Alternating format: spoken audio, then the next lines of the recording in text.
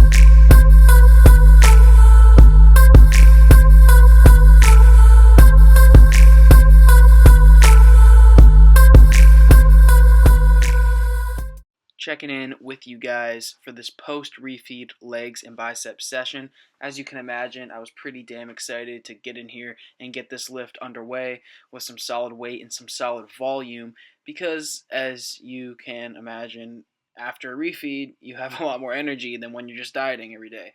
So, with that being said, this workout was amazing. Spoiler alert, it was a really, really good workout for me. Legs and biceps is kind of, it might sound kind of weird because you're hitting your legs and your biceps on the same day, but once you get used to it, you learn to really like it. My friend actually sort of helped me write a split or wrote this sort of layout for me, and I've learned to really enjoy it. So we'll see how this goes. So getting into these squats, guys, as you saw, I did 2 warm-up sets with 135, so 15 reps on each of those sets. And before that, I was doing some body weight and some bar squats. So by the time I got to 225 here, I was already pretty warm, as you see, keeping the hoodie and the sweats on and just really making sure I'm warm, especially in the wintertime as I do my compound movements. So I got 225 for 15 reps, and that was my goal. I didn't want to go past it, even though I probably could have gone all the way up to 20. I just wanted to keep it at 15. And I was working up and pyramiding up in the weight today, and that's something that you've seen me do in the past. But lately, I've been doing my heavy sets first. But I think I might have to go back to this way, guys, because my goals are bodybuilding. And with that said, preventing injury, making sure you're properly warmed up, and getting in the volume is what's important. So I started with 225 for 15, got the 275 for my next set for 8, and then I went up to 295 here, as you see, slowly climbing in weight. And 295 felt very smooth. It's not going to be as fast as the previous sets, obviously, but this was not my top set. It was my second to top set. You can guess what my top set is. It's going to be next. But I was able to get 6 reps here. And once again, not looking to push out any failure reps on the squat.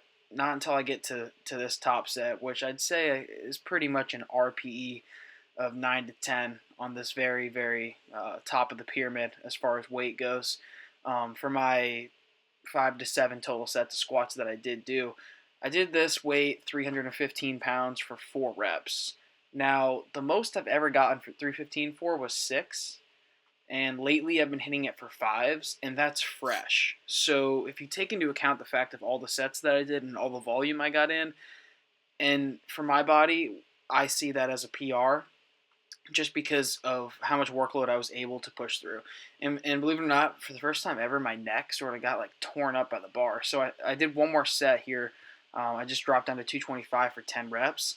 And I did it more low bar. I wouldn't say it was too low bar, but it was more close to my rear delts, closer to my rear delts, just because my neck was getting really messed up. It's weird. I still have like feeling it right now, like a rash or like a little raw spot, but should be fine. I'm not too worried about it. So getting into the bicep portion of this workout, kept it all preacher. So very concentrated and focused.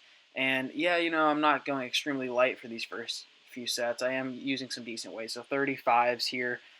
This was like my last set with the 35, so I wasn't able to get as many, but I was doing sets of 15, I believe. I might be doing 12s here. And all in all, I like to do the preachers on this day that I do legs and biceps, just because preacher curls are one of those things where, like I've said in the past, you're literally only focusing on your biceps, and I'm trying to isolate them on this day. I've said this before, they are sort of a weaker point of my arm compared to my triceps and my shoulders, so I just want to seclude them completely on this leg and bicep day and do a supinated curl and then a pronated curl like this. And this is a hammer style curl on the preacher, and that's just overall hitting more the long head or the thickness part of the bicep.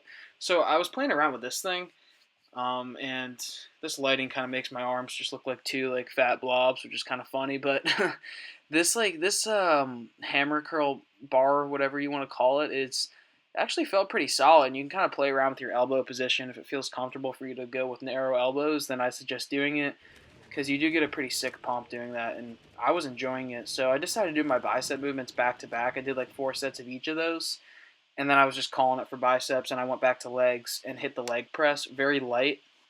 I think I had 4 plates on, and then I put on 6 plates, and that's total. So 2 on each side and then 3 on each side.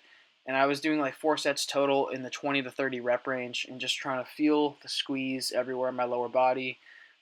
Definitely felt it more in my hamstrings and glutes as I put my feet higher up towards the last couple sets. And I also did 4 sets total here. So getting into one of the last, I think this is the last leg movement besides calves, I did these hamstring curls, and this is something I really like. No gym that I go to besides this gym has a standing hamstring curl, so I definitely love utilizing it when I can. And I did 4 sets total here as well, so just going for that squeeze. And that was the workout, guys. If you enjoyed this video, throw it a thumbs up, comment, like, subscribe, follow me on Instagram. Until that next one, peace out, guys. I will see you then.